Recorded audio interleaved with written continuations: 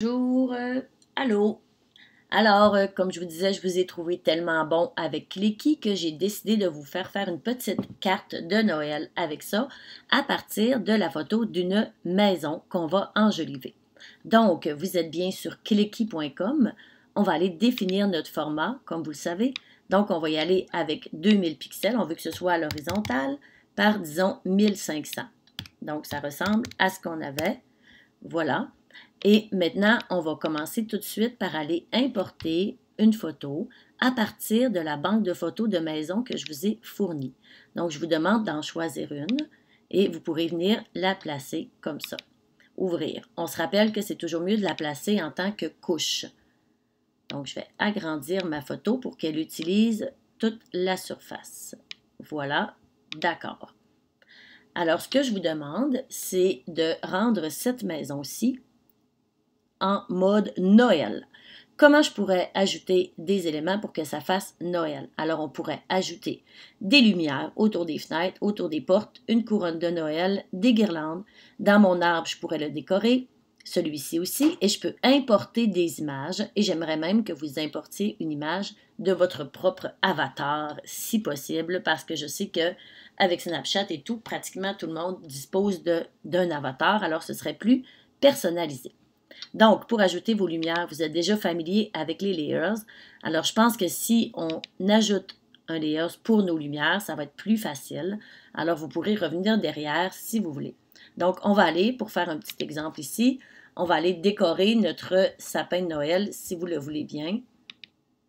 Donc, sur mon layer différent, alors comme ça, si je regrette ce que j'ai fait, je pourrais revenir derrière. Donc, on va prendre nos outils dessin. On va ajouter, par exemple, tiens, des petites boules rouges pour commencer. Alors, on va les faire un petit peu plus grosses. Voilà, tiens. Donc, c'est sûr que vous pouvez vous amuser avec l'opacité. Vous pouvez décorer vos éléments. Vous pouvez en ajouter, en enlever. Donc, voilà. Là, j'ajoute des petites boules rouges. On va aller ajouter des lumières, tiens.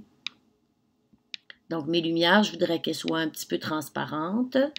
Et je voudrais qu'elle soit plus grosse, comme ça ici. Peut-être avec cet outil-ci. Donc là, ça me ferait des lumières de Noël, par exemple. Fait que voyez-vous, le contour est flou. Ça peut être plus intéressant et plus naturel en jaune. Voilà.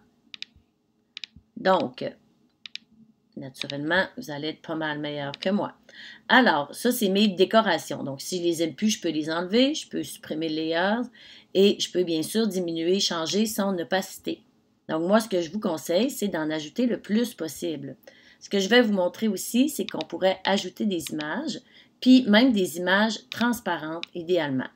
Donc, si je veux ajouter, par exemple, qu'est-ce qu'on pourrait ajouter? On pourrait ajouter un sapin de Noël à l'avant, on pourrait ajouter le Père Noël dans le ciel, on pourrait mettre une couronne, etc. Donc, on va aller faire une recherche d'images et on va demander, par exemple, tiens, Père Noël. Voilà.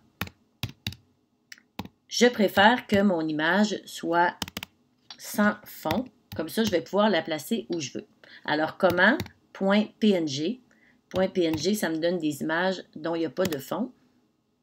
Image. Et idéalement, je pourrais même demander, dans mon type d'image, je pourrais demander des images clip art, le type. Alors, je vais être encore plus sûre que mon image n'a pas de fond.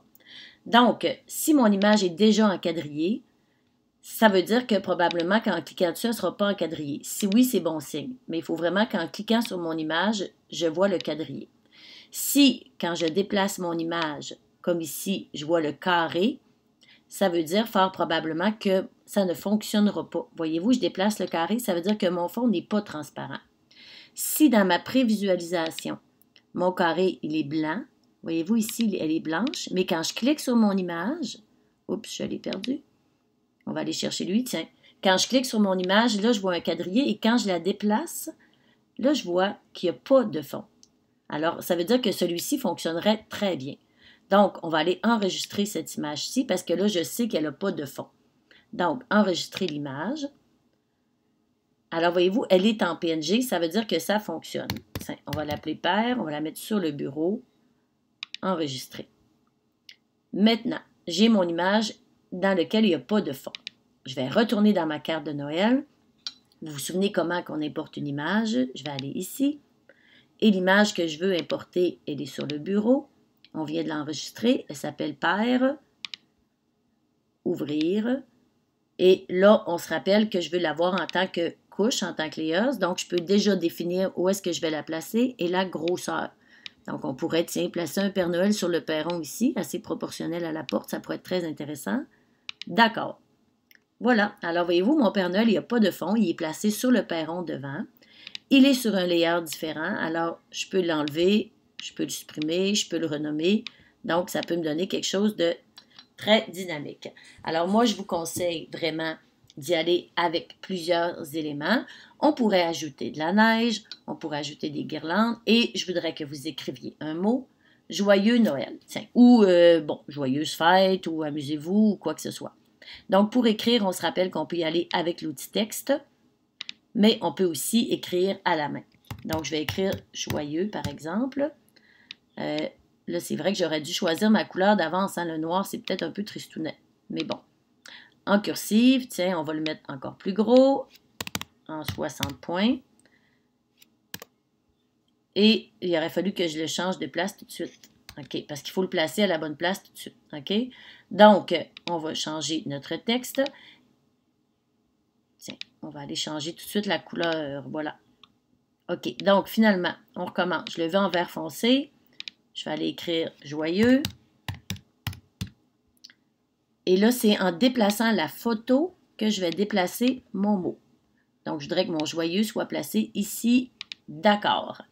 Maintenant, on pourrait, par exemple, venir écrire Noël, mais Noël, je voudrais l'écrire à la main pour que ça fasse plus naturel. Donc, vous n'êtes pas obligé d'y aller seulement avec l'outil texte. Alors, on va y aller en rouge. On va y aller avec mon texte. Et on va l'écrire à la main ici. Tiens. Noël. Oups, il faudrait que ce soit un petit peu plus opaque, hein? Comme ça ici.